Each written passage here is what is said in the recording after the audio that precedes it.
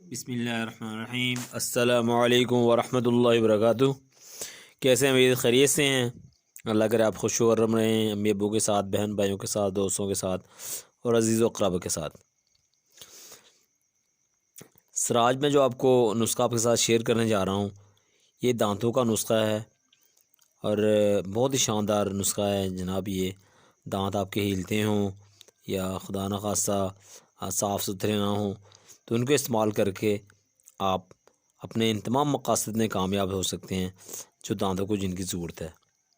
دانت ہلنے سے بھی محفوظ رہیں گے، مضبوط ہو جائیں گے اور آپ کو انشاءاللہ بڑی خوشی ہوگی یہ نسخہ استعمال کر کے۔ بہت ہی آسان نسخہ ہے،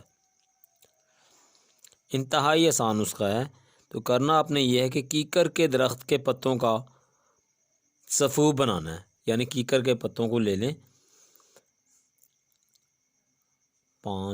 10-20 گرام یا 50 گرام جتنے بھی لیں، 5 گرام سے لے کر، اور ان کو سائے میں خشک کر لیں، خشک کر کے ان کا سفوف بنا لیں۔ بس یہ نسخہ ہے۔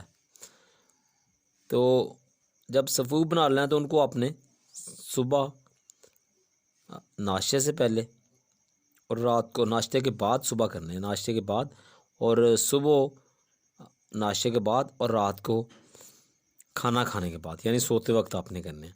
2 وقت اس کو سفوف کو آپ نے استعمال کرنا ہے۔ انشاءاللہ آپ کے دانت موتیوں جیسے ہو جائیں گے اور شاندار طریقے سے سفید ہو جائیں گے۔